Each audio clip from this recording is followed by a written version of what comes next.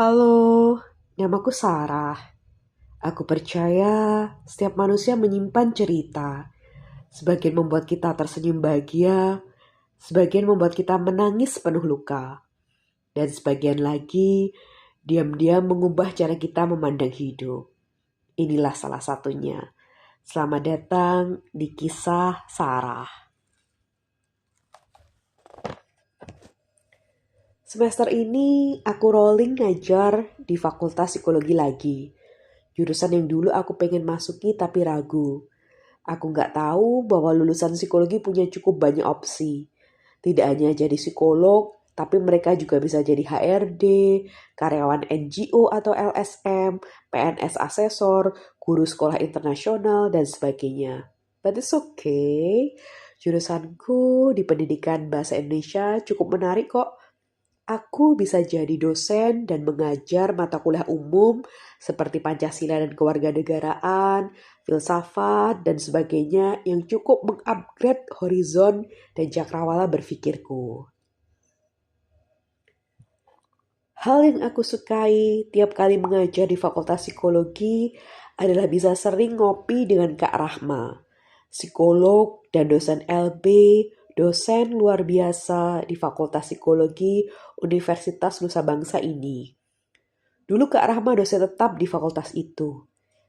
Dan karena Kak Rahma menikah dan mau fokus untuk program hamil, maka Kak Rahma mengajukan perubahan status dari dosen tetap menjadi dosen LB. Berusia 37 tahun saat menikah, membuat Kak Rahma ingin sisa hidupnya lebih didedikasikan untuk membangun keluarga. Setelah puluhan tahun melanglang buana membangun karir. Kak Rahma adalah simbol harapan. Di usiaku yang 33 tahun dan single ini, melihat Kak Rahma bisa menikah di usia 37 tahun, membuatku yakin Allah tidak menutup telinga dalam mendengarkan doa setiap hambanya. Aku diberi catatan afirmasi diri khas psikolog dari Kak Rahma, yang sudah aku print dan aku taruh di agendaku. Hai diri, apa kamu pikir Allah lemah dan gak punya kuasa untuk mewujudkan semua doamu, semua harapmu? Hai diri, apa kamu pikir Allah gak punya perasaan dan mengabaikan, menyia-nyiakan semua doamu, semua perjuanganmu, semua ikhtiarmu, semua kebaikanmu, semua caringmu to others? Hai diri, apa kamu pikir Allah zolim sehingga menyiksa kamu begitu saja tanpa memberi rewards, tanpa memberi relief, tanpa memberi obat, tanpa memberi hadiah dan berkah?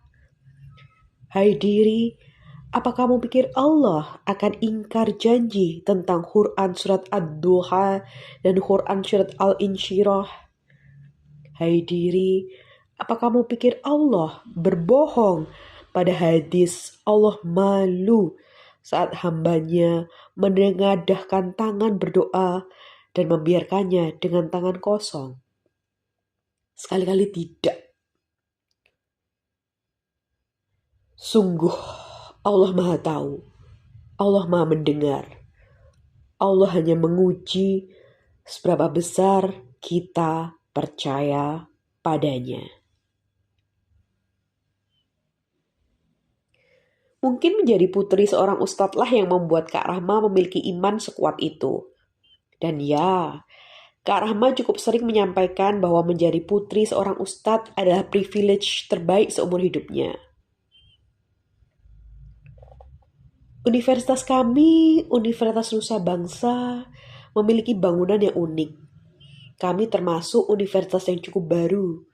Pendanaan utama dari Yayasan Tionghoa sebagai representasi CSR bisnis mereka membangun universitas ini, membuat bangunan universitas ini modern tapi banyak desain oriental dalam nuansanya.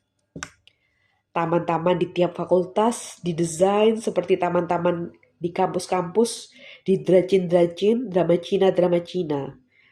Dan disinilah kami, aku dan Kak Rahma, di kantin Fakultas Psikologi Universitas Nusa Bangsa.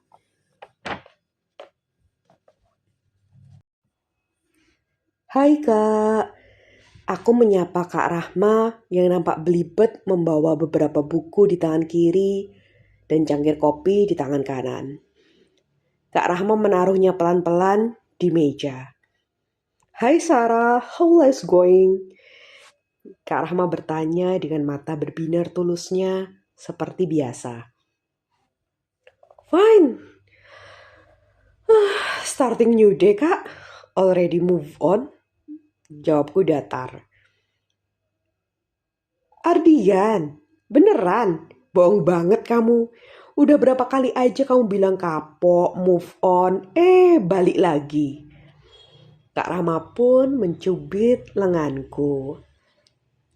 Iya ya, semoga kali ini beneran ya Kak. Karena jangan sampai karena terpaku pada satu orang membuat kita menutup pintu jodoh kita yang sesungguhnya. Jadinya honeymoon di mana Kak? Aku mencoba mengalihkan pembicaraan. Belum Sarah, Mas Pandu masih ada project dari kantornya yang benar-benar gak bisa ditinggal. Pengenku sih jelas ke Lombok Sarah. Pantai di Lombok indah-indah. Dan aku pengen sekalian ngunjungin makam almarhum sahabatku, Lulu Sukma. Kak, how it feels married in 37 years old? Aku bertanya dengan nada yang begitu penasaran. Biasa aja, karena aku tahu aku pasti akan menikah. Aku gak pernah berputus asa dalam berdoa. Bahkan lucunya nih Sarah, aku semacam ngambek ke Allah. Ya Allah, kalau aku gak ditakdirkan menikah, naudzubillah, gak ditakdirkan punya anak, naudzubillah, membangun keluarga, meneruskan keturunan, aku meninggal aja deh ya Allah, ambil aja aku ya Allah. Tapi ya itu ngambek ala-ala aja Sarah. Aku tetap gak menyerah dalam berdoa. Gak akan menyerah. Allah kan sesuai prasangka hambanya Sarah. Kalau kita menyerah, Allah ya akan menyerah. Kak Rahma berkata sambil tersenyum. Senyum yang santai sekali. Aku sampai wondering, hebat ya jadi psikolog itu. Ilmu psikologi membuat Kak Rahma tidak hanya tegar dari jatuh bangun perjalanan cintanya selama ini, tapi bahkan bisa sesantai itu. Aku siap bertemu orang baru Kak. Buletin bulanan kasih yatim menyampaikan misteri jodoh itu bisa jadi saat ini A calon, B calon, lalu besok A batal, B batal, lalu muncul C. Tapi serem loh Kak, orang baru itu, sedangkan Mas Ardian adalah sosok yang udah 9 tahun aku amati. Dan aku suka semua hal yang ada dalam dirinya. Aku berkata dengan cukup hopeless pada Kak Rahma. Kak Rahma tersenyum lagi, senyum tenang dan pengertian khas seorang psikolog. Sarah, yang pertama, Bapak dosenku dulu Dr. Limas menyampaikan, belum tentu menikah dengan orang yang kita cintai bisa membuat kita bahagia. Bahagia itu terjadi bila ada kecocokan. Dan adanya kecocokan dapat diketahui dari komunikasi dan interaksi yang intens. Kamu loh Sarah, gak komunikasi dan gak interaksi secara intens dengan Ardian. Mana bisa tahu kalian cocok apa enggak. Lalu yang kedua, berarti itu oke. Dalam Islam ada yang namanya ta'aruf. Atau kamu bisa do penjajakan kasual kalau nggak mau formil ala ta'aruf.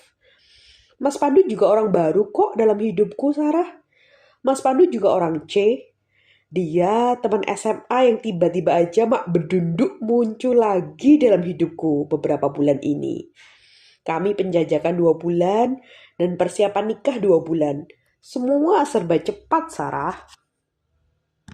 Lalu pertanyaannya, kalau orang baru itu serem, gimana kita bisa tahu the real him? Seperti apa dia sesungguhnya? Jawabannya, ilmu psikologi, Sarah. Selama 2 bulan kami ta'aruf, Mas Pandu alhamdulillah mau, Sarah, do konseling pranikah sama aku. Mas Pandu mau mengerjakan psikotes-psikotes kepribadian, gambar-gambar grafis, dan sebagainya. 2 bulan itu sangat kami maksimalkan untuk cek our compatibility, kecocokan kita, ngobrol, tanya jawab, bahas visi misi pernikahan, saling terbuka akan kekurangan masing-masing, saling menyampaikan ekspektasi kami terhadap institusi pernikahan, dan it works, we married kan? Karena banyak orang sibuk mempersiapkan wedding, alih-alih mempersiapkan marriage, Sarah.